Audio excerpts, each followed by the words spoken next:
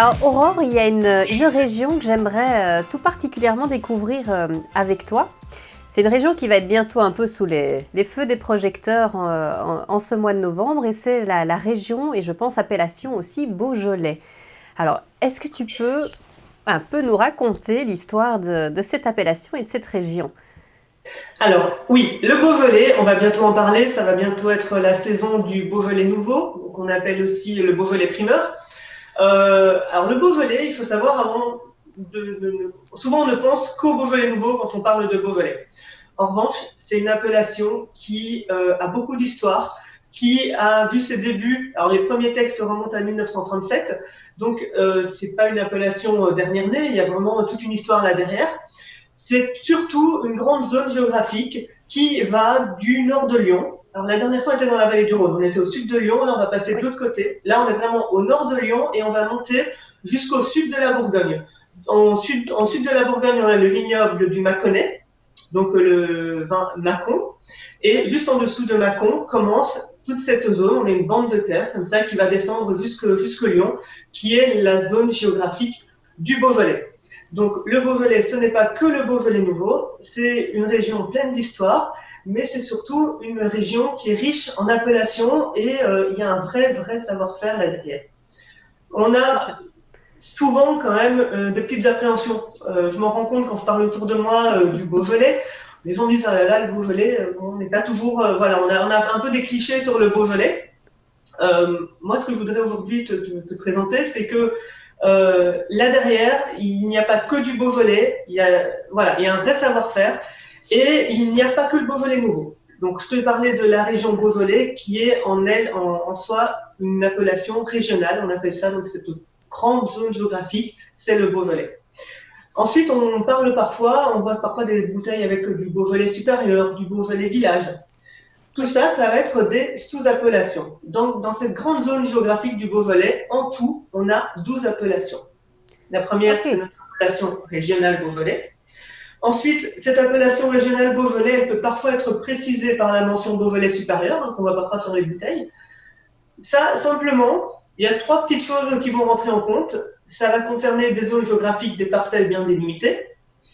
On va demander aux parcelles qui ont cette mention Beaujolais supérieur d'avoir un rendement un petit peu inférieur au rendement classique du Beaujolais, ce qui permettra d'avoir quelque chose et bien d'un petit peu plus de qualité.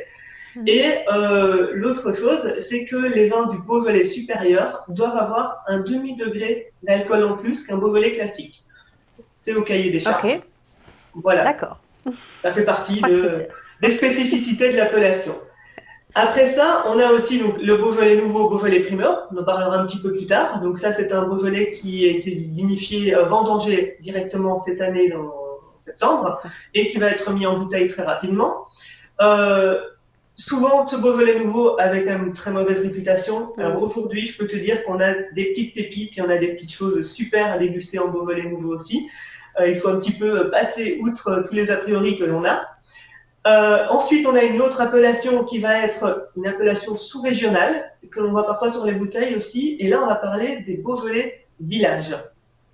Ok. Beaujolais villages, là, ce sont des vins qui sont produits sur 38 communes bien délimitées dans cette grande zone du Beaujolais, dans cette grande appellation du Beaujolais.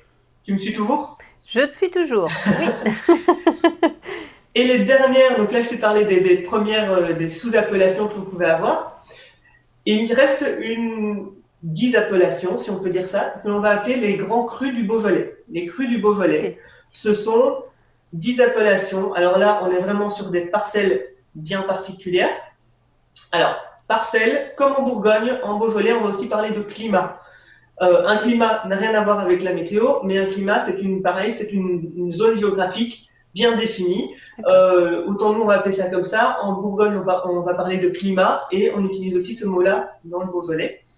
Donc là, on va être sur des zones bien particulières et on va distinguer notamment parmi les crus du Beaujolais, eh bien, par exemple, tu en as peut-être déjà entendu parler, le Moulin à Vent, le Brouilly, le Chenasse, la Fleury, le Saint-Amour, le Chirouble, le Morgon.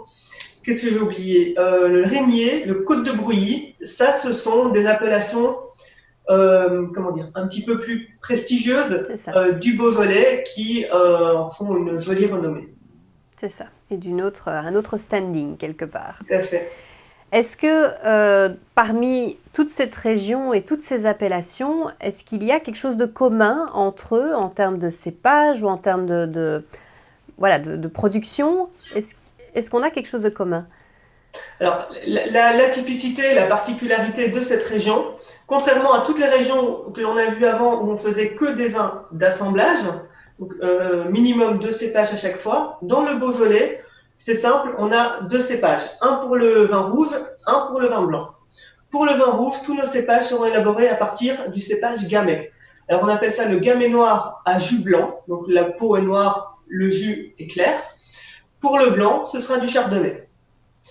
En revanche, quand on goûte un Beaujolais village, un Beaujolais primeur, un Saint-Amour ou un Chirouble, on aura des profils qui vont être complètement différents, même si tout ça est élaboré avec le même cépage. Voilà. Avec le même Comment c'est cépage à la possible? base. Ben, comment c'est C'est possible? quoi le secret? Le terroir, c'est ça qui va faire toute la différence. Alors là, ça remonte à, non, je ne vais pas faire d'histoire, mais c'est toute la partie géologie qui ressort et qui va prendre toute son importance sur cette zone-là, dans cette appellation-là, mais un petit peu partout en France, hein, c'est valable bien évidemment. Mais ce qui va faire que l'on va retrouver à la fois des terroirs de schiste, des terroirs de calcaire, on peut avoir des terroirs granitiques, magmatiques. Parfois, on peut avoir des parcelles qui vont être un petit peu surélevées par rapport à d'autres, des sols qui vont être parfois un petit peu plus acides, des sols qui vont être un peu plus pauvres. Donc, c'est de là que va venir la typicité de chaque vin et de chaque appellation que l'on pourra rencontrer. Incroyable qu'un seul cépage puisse donner autant de variations possibles et finalement autant voilà, de qualité, de niveau de qualité et d'arômes probablement très très différents. Il y a d'autres choses qui sont différentes peut-être dans le Beaujolais par rapport à la vinification par exemple. Qu'est-ce qui est utilisé comme technique? Ah ben oui, la vinification, là aussi on a une technique de vinification qui est vraiment propre à cette région. Là on va parler de macération semi-carbonique. Alors, c'est un type de vinification que l'on n'a encore jamais abordé jusqu'à présent. C'est vraiment particulier au Beaujolais. Mais dans ce cas, l'idée, ça va être de laisser nos raisins en cuve close et que le gaz carbonique qui va se dégager fasse la macération. Donc, en fait, on va vendanger uniquement à la main, important. On va mettre nos grappes entières avec la rafle dans les cuves, c'est important aussi.